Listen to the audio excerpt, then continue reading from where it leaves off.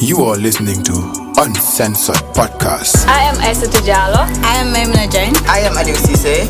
Welcome. Join us every 2 weeks for deep reflections and chill conversations from our living room couches. Uncensored. Hi. Welcome to episode 4 of the Uncensored Podcast. And I haven't gotten there. I'm about to apologize for not posting an episode for 2 weeks. For 4 weeks, actually. That's embarrassing, Aliu. What happened to... you guys today, you're not allowed to say procrastination one.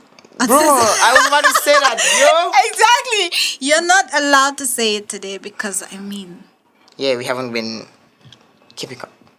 Yeah. But thank God we're back and lively. Only sad that we don't have IJ in today. Yeah. Yeah, but you and I will hold it down like we've been doing always. Yeah, we will. I feel like I'm the punctual student who never misses classes. I knew you were going to say I feel so something proud. like that. but yeah. The last one was involuntary. I don't know. It's Hopefully okay. This one's too. Yeah, never mind. It's okay. So, your episode, man. Today we have we're talking about women in the media and just how women occupy these spaces and live in these spaces and experience different things they experience based on their gender. And we have a guest. So you know what we'll do? Mm-hmm. Just say something without saying your name and we see who gets it.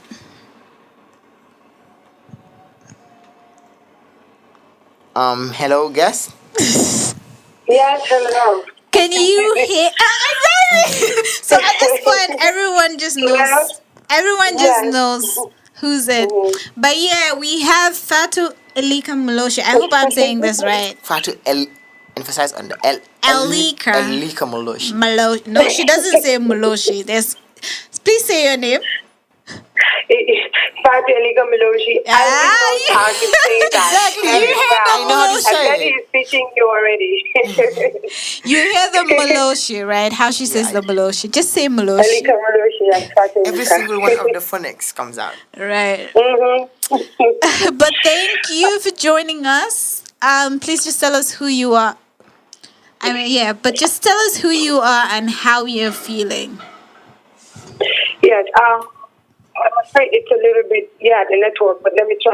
My name is Fatou Elika Muloshi, and I work at the Gambia Radio and Television Services as an assistant producer, but also, of course, I do anchor news programs, current affairs, and our flagship programs, both on radio and on TV, and also you'll see me reporting on a wide range of issues, and that includes, of course, some of the issues we'll be talking about as well today on the program.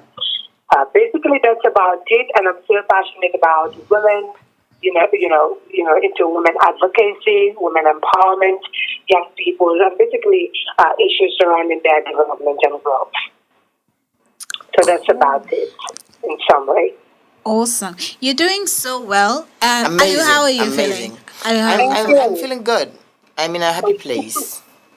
I feel like I'm in a space where I'm a very troublesome person. I don't like how my mood or how the rest of my actions are going to be influenced by someone else. I want to feel like they're from deep down inside of me. And lately I'm in that space where I am in total control. So, alhamdulillah. Yeah. I'm in an okay place. Yeah. I wouldn't say good, but I'm in an okay place. And I'm also something I've been happy about is just how people have been holding up for each other during these times. So it's like everyone's really conscious of how the other person's feeling. And it's a nice thing. Alhamdulillah. Yeah. So, Muloshi, I know it's been hard for you especially with everything that's going on with the pandemic and having to work by force, and I'm not sure how the places in your work or places you go to work and report on, how the places are really convenient for you guys and the type of work with you do, and if I mean, this, you don't have to answer this question, but how do you think how everything has been playing out and your work has had any effect on you? Hello? Yeah. Yes, repeat the last part again. I didn't get that plan. Wait, are you calling her on WhatsApp? No. Direct. Yeah. This country is shit. Okay. Yeah. Can you hear? Yes, a little bit better now. Yeah, come clearly. Yeah. Okay. So no, I just wanted to know if you think how the whole environment is at this moment, right? With the type of work with your work environment, or when you just go to other places to report. Do you think that these places and how convenient or inconvenient they are is kind of messing up with you and your health, and how you also give in to your work during a crisis in the middle of a pandemic? Well, I think that's a very relevant question considering the times we're in now. And when it comes to inconvenience, I think that's something we experience in every situation that we find ourselves in, especially during these times of a global pandemic when there is so much uncertainty, when there are a lot of voices you're hearing. And as a matter of fact, if we don't take our time, if we're not cautious, those with the lesser voices will be overshadowed by the powerful ones. And so for us as media personnel, as media practitioners, we have a very crucial role because then we are supposed to represent all these different voices. Whether they're powerful voices, whether they're marginalized, from marginalized group, we just have to make sure that there is a balance in our stories. And as I speak to you, I'm still at work, and it's over 8:35 already. That is because there are stories that need to be told. And often we find ourselves in situations that are super inconvenient because when you look at the pandemic we're faced with, there are procedures that you need to follow. There are protocols that you need to follow. And sometimes they don't go in line with the kind of work we're doing in terms of being on TV and having to cover your face, wear a face mask, go out there, you're supposed to interact with people, and your face is all covered up. These are all things that are not easy and are out of our daily routine. But day in, day out, we're trying all we can because we have to bring in these stories. And in these stories also, we have to acknowledge the presence of some marginalized groups whose stories really pretty much very matter. And no matter the circumstance we find ourselves in, whether or not the situations are inconvenient, what we have to do is, represent those voices. And we try to do that. As I'm speaking, since this pandemic started, I have basically reported on almost every aspect of the virus. Since the day it started, till the day the government reported its first case, to where we are now. Even just today, I'm just from doing one about it. So for us, it's a continuous process, and we're aware of the fact that that process is indeed long, and along the line, we're going to have obstacles and unforeseen circumstances that we have to be very much ready to handle no matter the situation. And it's been like that, and it's not the best, but we try to always adjust and build a thick skin, to just make sure that we fit in and our voices do really matter. So the inconvenience is sort of normal to you now, that you cannot, because to me, because we always talk about how processes are difficult in Gambia and they're so tedious, and it gets to a point where you sort of normalize the inconveniency, and because it gets to a point where you still have to do it. Right. Yeah, because there's the whole productivity issue, and just it also proves some sort of what's the word? Superpower if you're doing something difficult in a difficult situation.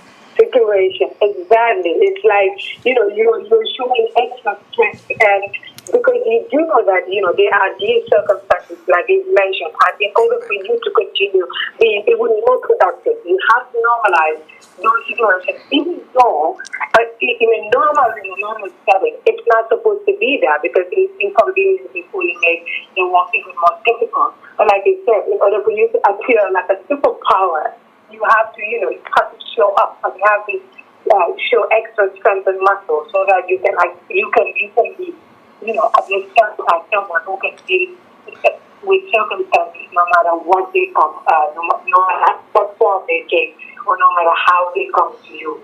So while I work, that today is so much considered because as journalists, we are almost all the time expected to work on the project. And a lot of time we are working on the, not normal circumstances basically, because there are a lot of things happening, and you have a lot of people coming from different places, all under one roof, and you have people from different backgrounds and different sexes all coming together on one table to make sure that, the stories are put out there. So you realize that if you don't put on extra strength, you'll be left behind, and you do not want that. Yeah, I think all of these inconvenient circumstances surpass these things that we're just saying. I think it goes all the way back to childhood and women facing different struggle from men in different journeys of their life. Growing up, you didn't only have to do all the chores in the house and for also the male child, but you'd have to do all of that for yourself and the rest of the family and the person that you are supposed that they're comparing you to in terms of productivity. And then it goes from there to not all these chores and activities mainly for you as adults, but also you go to these institutes that you are supposed to be competing with the gender that they're comparing you to, and you find there also different from the hurdles that you've just passed. You find there sexist people, and you find there assaults and misogynistic people. So it's and stuff like this have continued to happen, and they have been normalized, and a lot of people don't want an end to it. And those are the people it's in their favor, and other people that's not in their favor have lost hope in it as well. So they have lost hope in.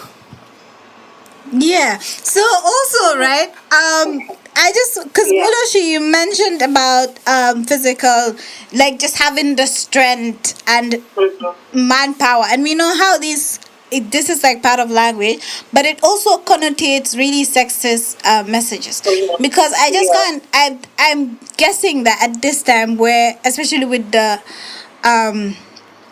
curfew in place and everything, there's just the subconscious.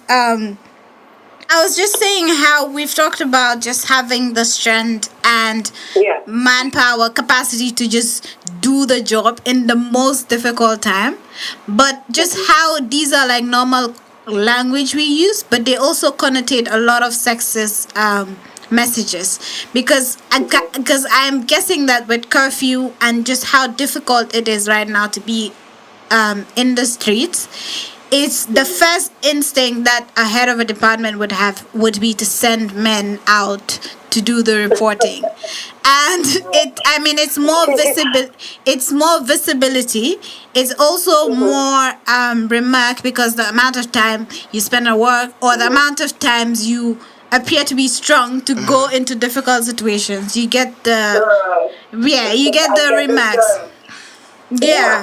I think for us, I'm not trying to say something that's certain, but definitely, all these are things that people say, might be difficult to change. But I want to be a little bit too hopeful, because when you look at this is what we're trying to break now, that the guys are not going to be doing the stories of protest, of robbery, because they are the men and they are supposed to handle those difficult situations. We can do it too, and we are going to go and report those stories as well. And when you take a look at our stories now and how everything is being structured, I wouldn't say it's entirely dismantled, because when you look at the representation of women in the media, you would say like over 50% of the articles of the producers, of the directors, and the directors as in direct news, and the editors are women. But when you come to the representation of those women at the decision-making bodies, at the management level, you have about 40 or less than 40% doing that. And that is where another problem comes in. But we are saying that is not going to continue happening. This is something that we've been seeing happening ever since before we in fact came to take on. But now we are here, we are going to do it as equally. And even though we don't say it, even in our actions, it shows. But I think also one thing that had to play was, the level of education as well. Because when you look at the media, a lot of people did not go through media school. A lot of people did not have to even go through any university. They just get in some right experience and then they go into the field and they're allowed to do work. And along the line, they expect women to get married, at the end of the day, get pregnant. So, and then basically just how society has made it, which, the obvious, that women cannot handle most of these difficult situations, so men are going to be given. So now because the education also plays a role, when it comes to promotions, they are left behind. I remember a time that I did a story on, women's issues during this pandemic, and they were supposed to air during the 8 p.m. bulletin. The main editor was on the desk that day, and they were overwhelmed with stories. They had to drop the story on the women. Now, when a female editor came the next day on the following Sunday, I did not even tell her. She had to call me and ask, your story on these women, did it come? I said, no, she made it her priority on that day. So if we had like more female editors also sitting on the table, if we had like more females sitting at the board, more females sitting at the management level, which of course is not happening, I can't even put my hand on a female that is heading any newsroom in this country. I don't know if there is any. All I see are men. And that kind of has a lot of influence in the stories we tell and how we tell those stories. Until we realize the fact that these women also, they have a voice and they also do much when it comes to promotion and decisions we want to take as institutions. The disparity will continue to be there for a long time because the media itself is a very sexualized industry. Looking at when it comes to advertisement, what faces do we want to put out there? Who are those who want to be the news anchors? So if we do not also educate ourselves as women, if we don't know these issues, we would, like you say, we will continue normalizing them, and when we see it's difficult to even point them out, because even though we have an editor who is dropping those stories, we still have a male editor who is in fact championing those stories as well. The level of education plays a very important role in terms of the decision that men editors want to take when it comes to those stories, and those women also will take when they're given those things. Yeah. I think also like what you said, how we occupy these spaces, that is mainstream media and digital social media as well. It also really determines the kind of stories that get told, how we are represented. Because there are a lot of men heading shows about women issues or taking part in discussions about women issues, which is, so if the head of that producer is a man, he would assume that he should get men to come and speak on those things. Exactly. And rather, on the other hand, if there's a woman there, it could be like, no, this isn't how we're going to be represented. So I think representation is like really, really important. And also for you, because you're like an advocate, so there's an intersection and a very cool one between your profession and your advocacy. So it's in place, even though you don't have certain level of power, decision-making power. So there's also where it stops depending on bureaucracy and respectability politics and all of that bullshit. But also you get where you're in control, you get to say, this is the story I want to tell. And then you push for it to happen. But yeah. Go ahead. Go on, yeah. Yeah, so just it all shapes. I think that also, you said education, of course, but also how we understand things really shape the contexts we bring in and the stories we tell. And it's really important. Like, I mean, we're talking about occupying spaces that are meant to represent women and their voices. Because I've always been starting this conversation about he for she's, and particularly just having men head conversations on gender-based violence, sexual violence, because I see it as a very counterproductive approach. Because I get it. yeah, because if you're saying by statistics, right, 80%. And this is not a statistic in any Google tab, but I'm just saying, if it's like you're saying 80% of this group of people, that is men, are responsible for 100% of the violence that's happening to these groups, that is women, and then you come and pick out one out of that 80% to teach the other group about that same issue. So it's like my oppressors are coming to teach me about the oppression. It's ridiculous. And I keep saying this.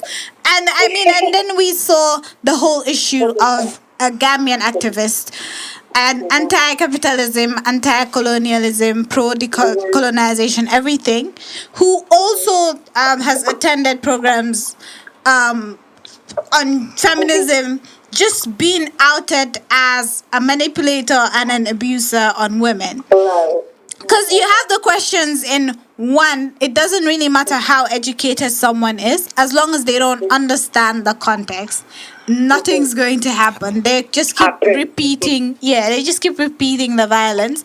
And also, to what level should we allow men to occupy our spaces? Because if you take my space and you already have more social power than I am, you take my voice as well. That's the bottom line. It just comes back to the irony we see happening in our institutions, in our society, and the typical example of what you've mentioned. So that's why I was emphasizing on the representation, because if we have more of these, female editors, more of these females, and taking charge of those positions. Those positions that are going to determine the fact what stories we tell and how we tell those stories. And even when it comes to society, right? Like you mentioned, when we have women gathered and we're letting the men to take the whole lead, where we have a whole, section or a whole community of its own who can actually come up and tell these stories from their own perspective, which of course is going to be different from how the other is going to perceive it and narrate those stories. It's just like when you tell a guy, go and cover a rape story, and the person tells you, rape for me is not important. I have more interesting stories, like the one that an ex-government official is involved in. That for me becomes an insult as a woman. And as a woman who knows and feels that pain. So imagine if we had someone who was going to decide in that situation whether or not that story was going to be covered. That was a woman. I doubt that a woman would say, I'm sorry, I'm going to go into that other story because rape for me is not important. So the representation of the education goes a long way, because you can really understand literally what the term is, but going right into it and knowing what in fact it entails and how that needs to be, that needs to manifest in our day-to-day lives, even in our workplaces. It's very much crucial towards giving women the power and the space that they deserve. Definitely. Women need to be given the platform to present their own realities, because who tells a story better than the one facing it? Or the one it's about. So it only all goes down to giving women platforms and spaces and the right space to share their realities with us. So I think at this point what we need to actually work on is how to take over these mainstream media spaces and change the narrative. Right.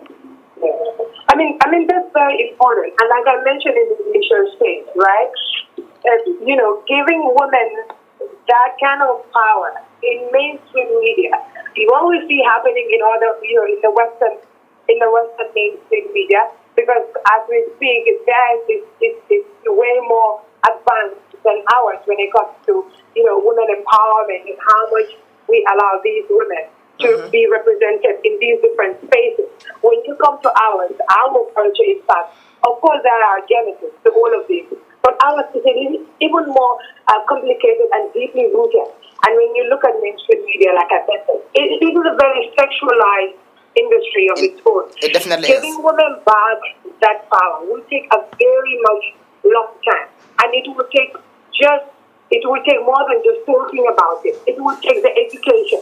It will take the education, and it will take dismantling all these, misconceptions, and as well policies that don't even cater for giving women those equal opportunities. Imagine if we had policies in our institutions or media houses that say so and so positions are open for everybody, but then,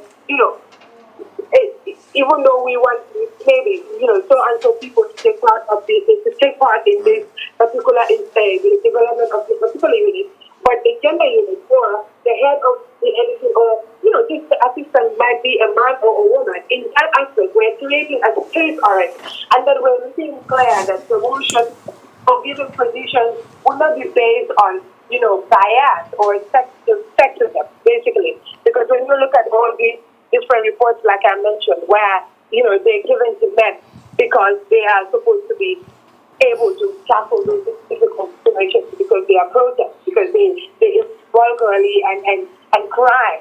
And then you're trying to, you already have a policy that says that people, reporters will be assigned regardless, just regardless. And then we started from there.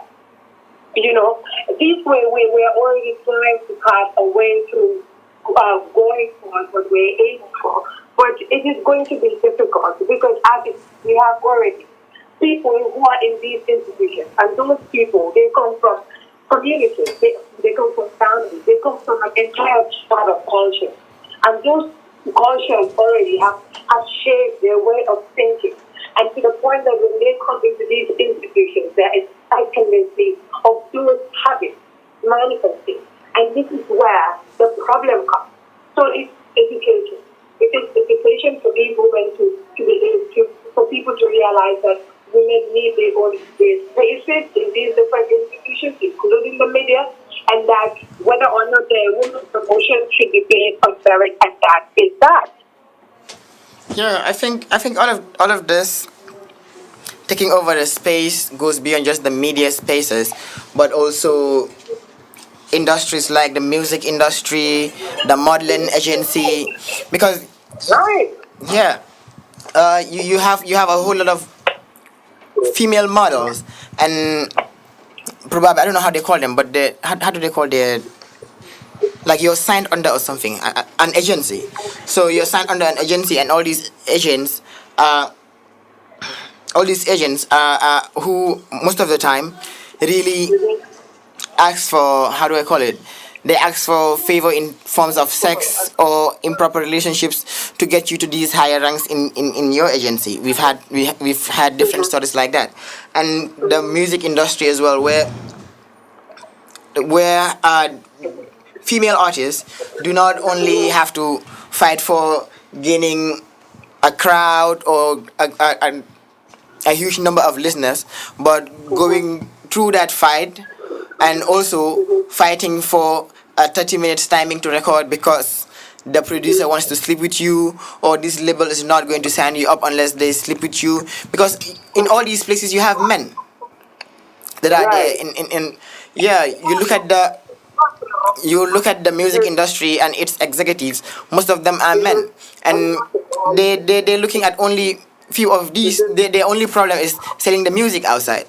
What are you doing for these female artists with really amazing talent, some of them twice as good as your favorite male artists, but there's a whole lot of different issues hindering them, and you don't see it because you are not in a position.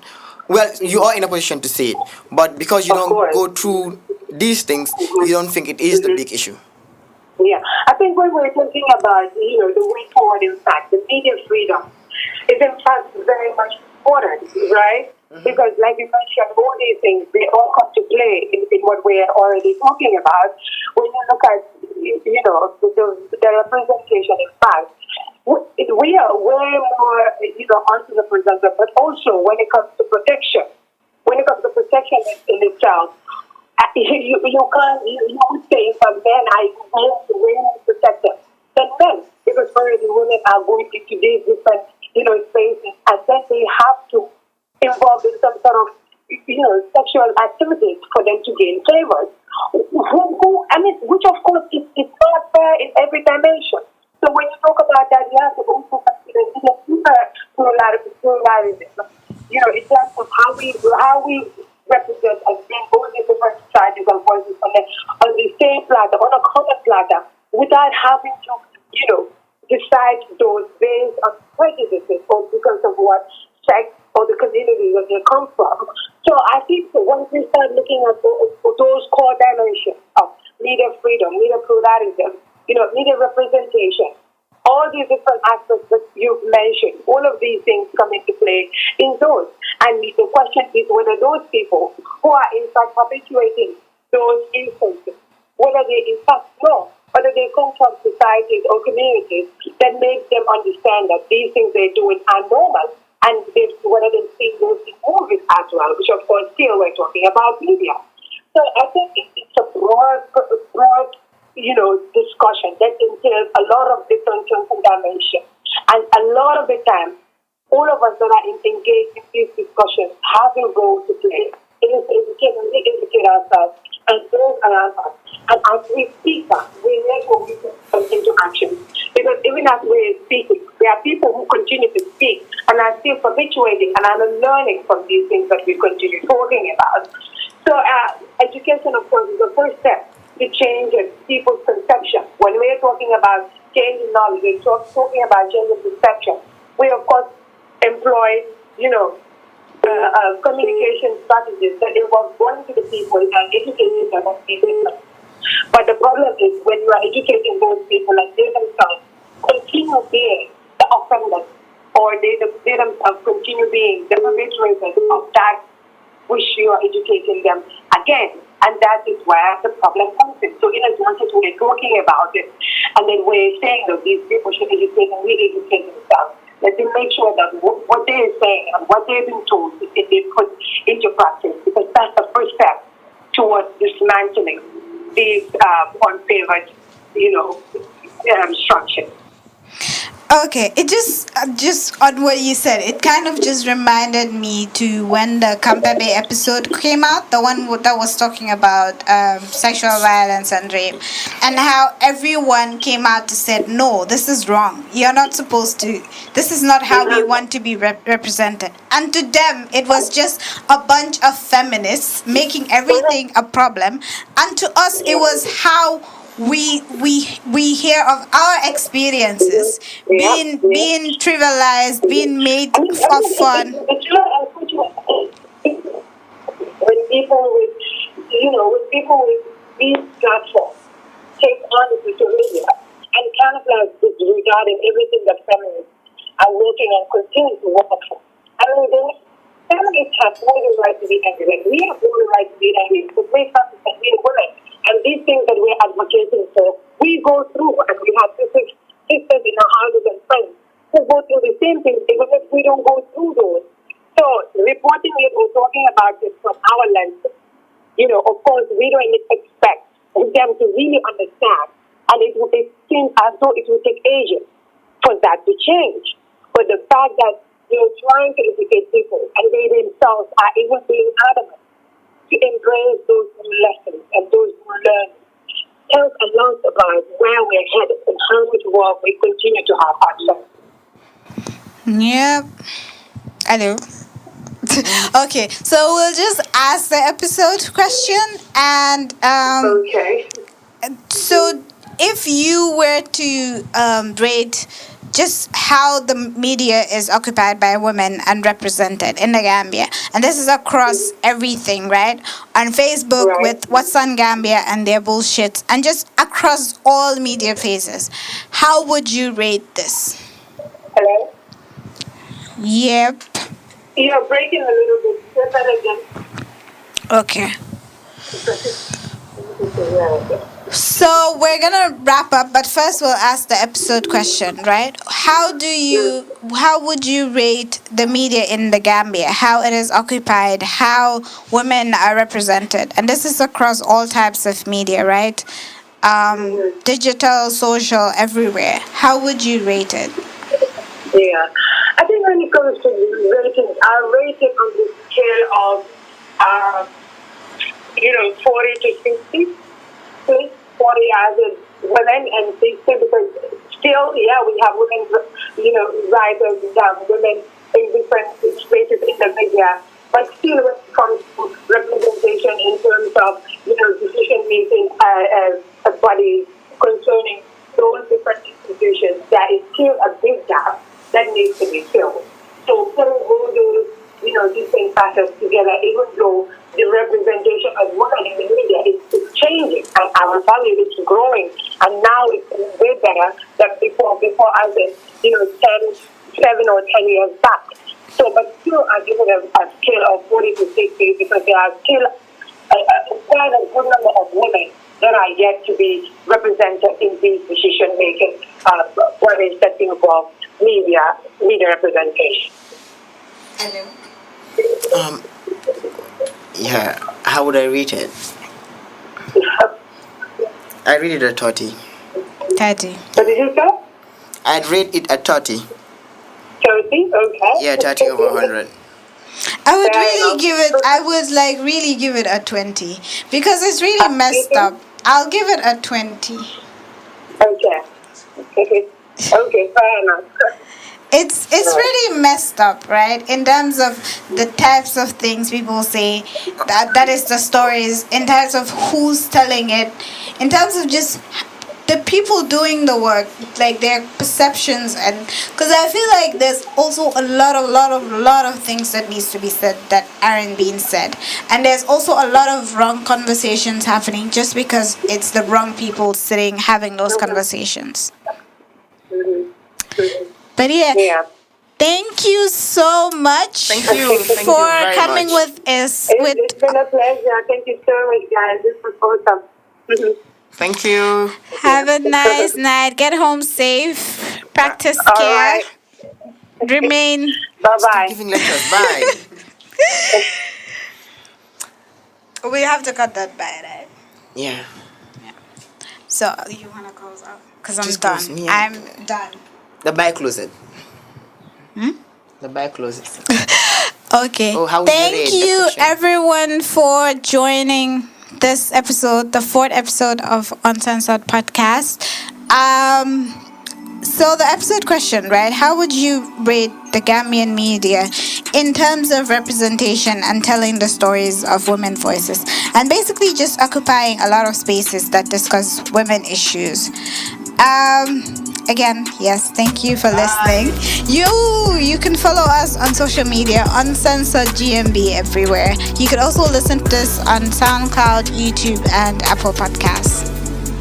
Peace. Bye. Bye.